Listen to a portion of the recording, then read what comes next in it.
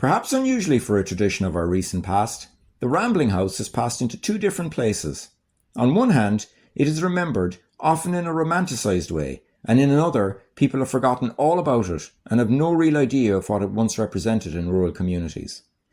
The tradition of visiting, or in Irish, excoriacht, of passing an evening by going around to your neighbour's house to talk about the news, about farming, about the locality's history, to tell old stories or to play cards, was once a big part of social life in our townlands and villages. Even as radio and television sets became more common in Irish rural households, some held on to the simple act of gathering in each other's houses and sharing company.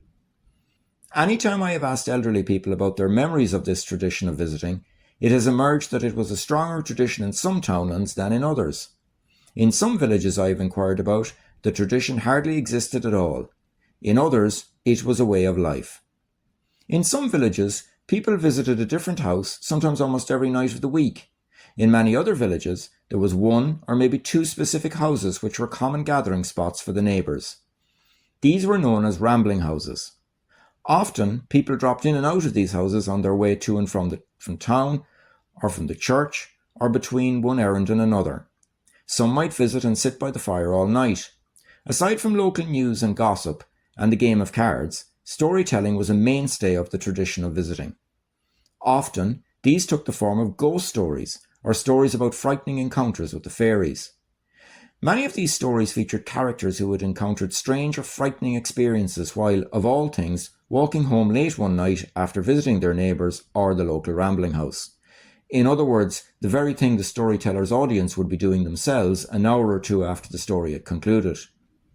It was also through these visits that local genealogy was remembered and handed down. Who had been married to who and when, and how the match had come about.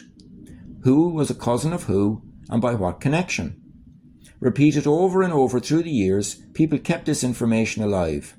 Many stories had a hidden or moral lesson to them, giving explanations about local customs or how local place names had come about. It is easy to say that television killed the Rambling House, and maybe it did. But it didn't kill the tradition of visiting entirely, even if the days of the local shanachie enthralling or terrifying his neighbours by the light of a paraffin lamp, with the glow of the fire to add to the aura, has passed away completely.